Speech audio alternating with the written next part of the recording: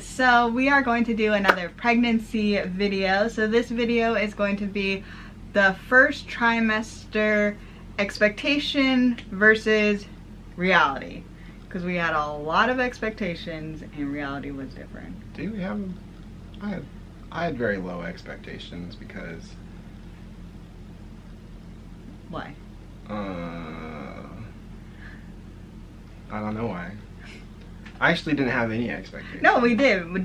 Well, Eric is here joining me to help with my memory, which is not great. I expected Amy to throw up more than she did. Really? Yeah. Like how much more? Like way more than she did. Whoa. Yeah. Okay, well I guess that's the first expectation. Yeah, sorry, did I blow you out of the water there? Yeah, I'm kind of surprised about that. Well, let me tell you why. Okay. Because Amy's reaction to everything is just to throw up. Yeah. So if I get like too nervous or emotional, I throw up. Too nervous or emotional, motion sickness. Motion sickness, throw up. Angry, maybe throw up. I don't know. I don't think I get angry really. But it's also of like, so I have had problems with like lactose intolerant, like problems with eggs. Like I have lots of like, basically if something goes wrong with my body, in general I throw up. No problem. Yeah, which is why I'm like surprised you didn't throw up more, because I guess that's kind of true. I mean, it's not like a daily I threw thing. up a lot. You threw up a lot, but it wasn't a daily thing.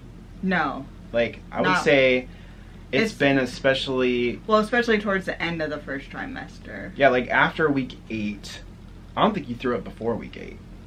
You had multiple times where you like would get nauseous and then run into the bathroom, but then nothing would happen. Yeah.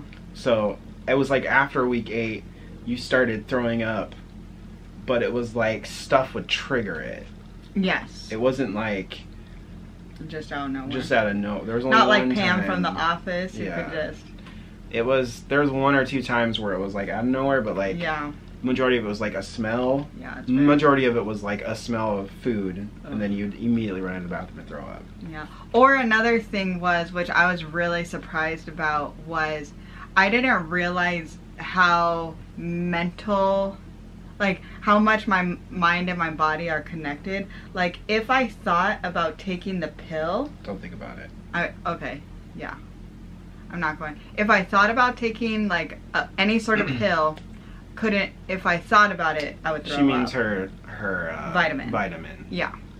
I would throw up. Or the one time she made eye contact with the toilet. Yeah, I couldn't make, guys, this is crazy. Even still to this day, I do not make direct eye contact with the toilet. I have to look in the peripheral vision, because like I would look at it and then my body was like, oh, we know what toilet's for. Toilet's for barfing. And we're starting off with the gross stuff. I don't know. It's pregnancy. I guess. But, so I guess one expectation I have in regards to this is I really, really expected not to be, like, to be able to handle throwing up, all that stuff, no problem. Because, like, Eric is a big baby. If he's nauseous, if he ever has to throw up or whatever, yeah, it's the worst. It traumatizes. Yeah, it does traumatize me, because from the age of 8 to 26, I did not throw up, and then I threw up at 26, and now it was one of the worst. In fear. Now I've done it a bunch of times since then, but man, it does not. No, I hate it. I hate every second of it. It's the worst feeling in the world. And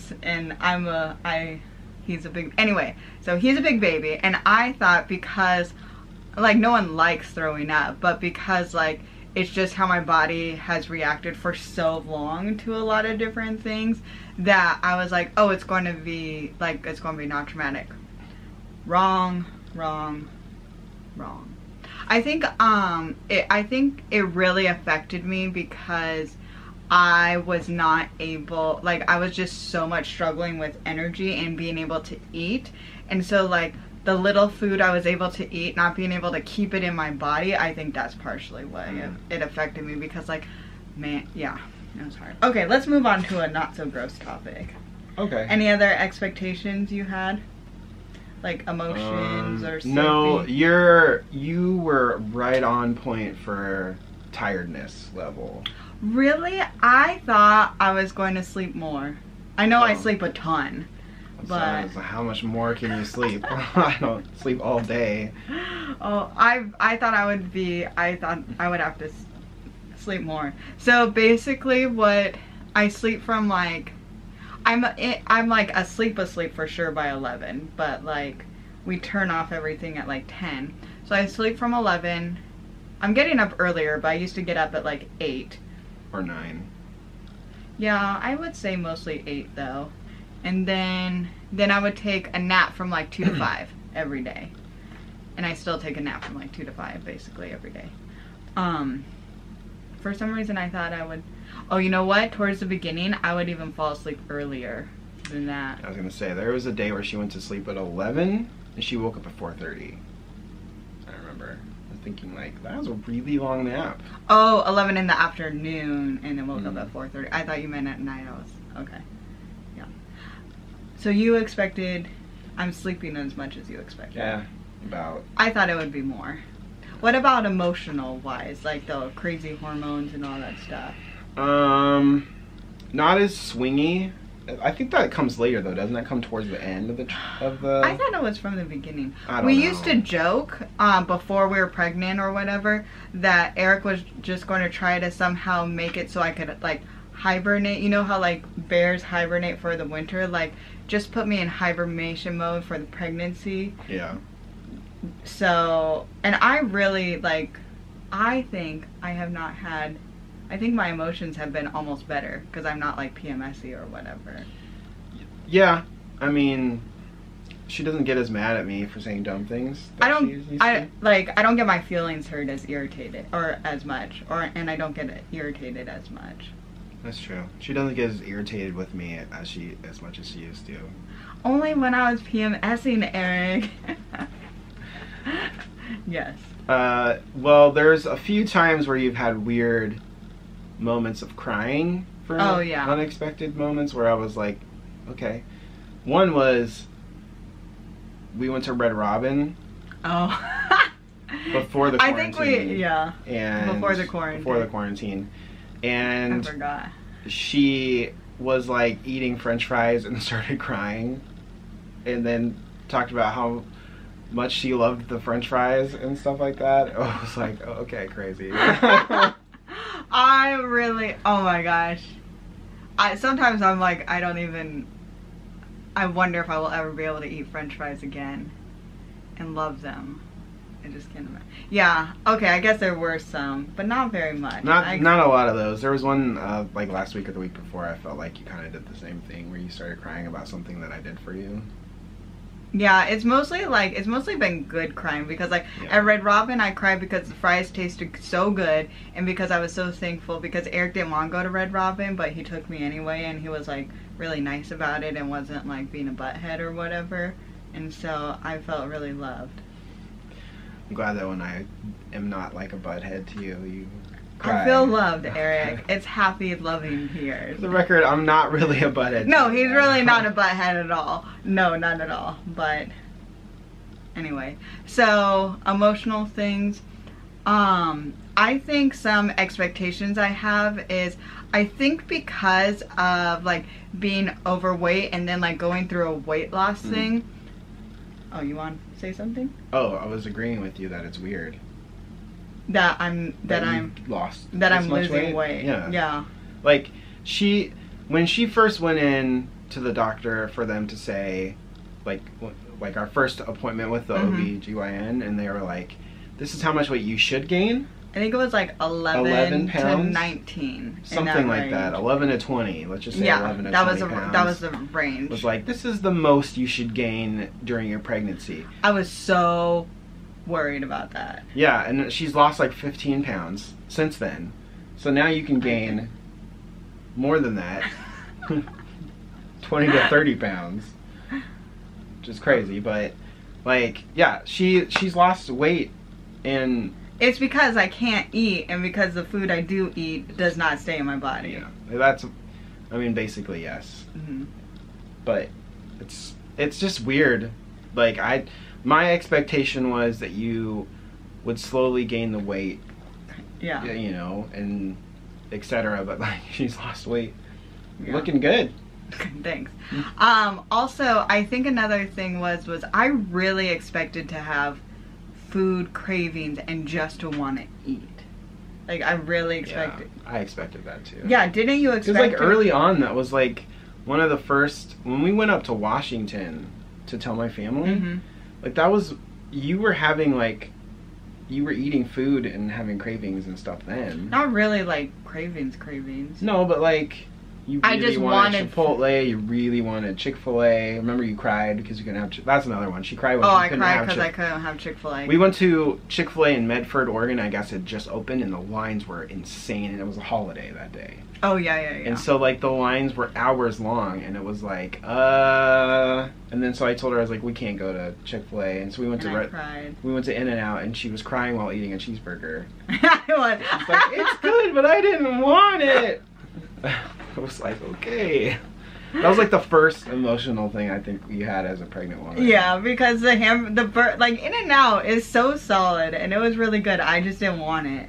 And so I was trying really hard to be reasonable. One of the things that I, just in my life, if I'm trying really hard to be reasonable, but it's just not working, I lose it. I can't deal with that. Yeah.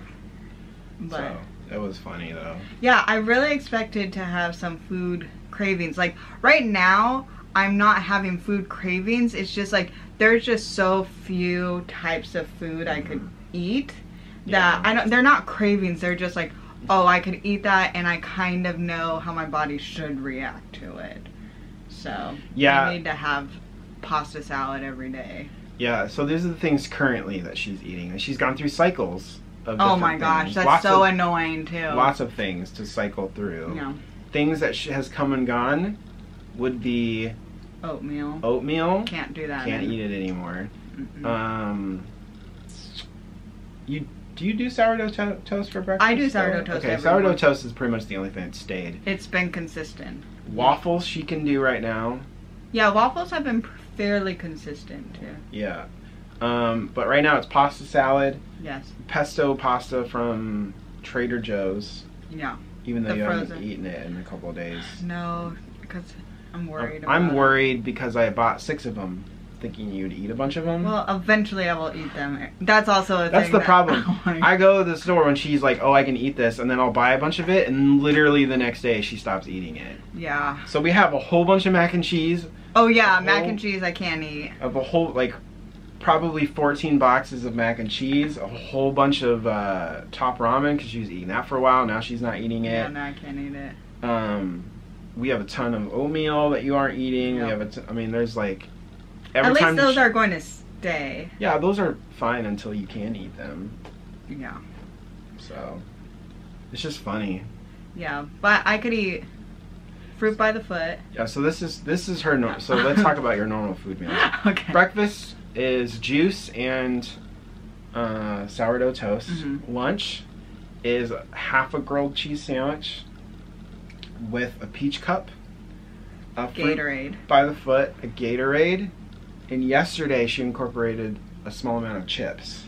But usually goldfish crackers. But usually it's goldfish. And it's not very many. I don't even like goldfish crackers, but I could eat it. Yeah, she can eat it without any issue. I know, it's so annoying. And then dinner has been pasta salad the last week. Yeah. So that's my life. We go weekly here. Not even weekly sometimes. Sometimes it's like 2 days and then she doesn't want to eat. The thing about it's because if I throw it up, I can't eat it anymore. If she throws it up, she can't eat it anymore. Which I feel like is reasonable. It's reasonable. Just frustrating. Well, yeah. I mean, it's hard because we're like quarantined and we have like... It's hard to go buy in bulk for stuff when it's every 3 or 4 days. You're like, oh, I can't eat that anymore, and so I have to figure. And I could eat no meat at all. I'm vegetarian. No meat. She cannot stand the smell of pizza. I know, guys. Or steak, which is literally one of her favorite things. No, steak. The smell is not terrible, but any like red tomatoey thing can't do. Spaghetti. Oh yeah, spaghetti. Yeah, basically most sauces I can't do for pasta. Like, can't do red sauce. I can't eat anything that's like fatty or greasy or what. So like no Alfredo sauce. Thought we tried that once. Well, we went to Olive Garden on our way back from Washington, but that was like a long time ago. Oh yeah, I forgot about that. Yeah. That was a while ago. I know. Anyway. Yeah. So, food aversion, I never expected food aversion. I never expected it either. Because I feel like food aversion is just something you don't really hear about that often. Like, you hear about the super smell, which, my gosh. Oh my gosh. Worst superpower in the world. It's hard because it is. I'll take a shower and I'll come in here and sometimes she'll be like, oh, what's that smell? Yeah. And it's me, clean. I know. Anyway, any more expectations versus reality? I mean, I can't think of anything. Like, there's some things I could think about, but it's all like, I think it's the expectation, like, it would have still happened if it wasn't for the coronavirus things. Yeah, to be honest, it's like, affected a lot. It's affected a lot. I really wonder if I was able to go out and get you food from restaurants and stuff Chipotle. More, like if you would have eaten more meat this time. Or I could almost guarantee I would have thrown it up. No, not Chipotle, Eric. How dare you? But I think I could have eaten Chipotle. But we're trying to be as cautious as we can. Yeah, we're not getting pre-made food except for, I guess, bags of bread. Yeah, that's true. Anyway, anything else you think we should mention? No, I mean, I think there's a lot of things that we expected going into pregnancy that are kind of shocking and strange, and then things that, like, you don't have as many emotional outbursts as I assumed you would. Yeah, we were just so wrong about everything, which I have a feeling that's probably going to be the same thing with birth and the same thing with raising children. I just feel like our life from now on is just going to be us being wrong.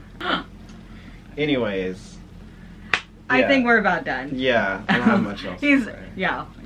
But, anyways, so, if you have kids where your or I guess your wife's or whoever's pregnancy, was it anything like you expected it to be?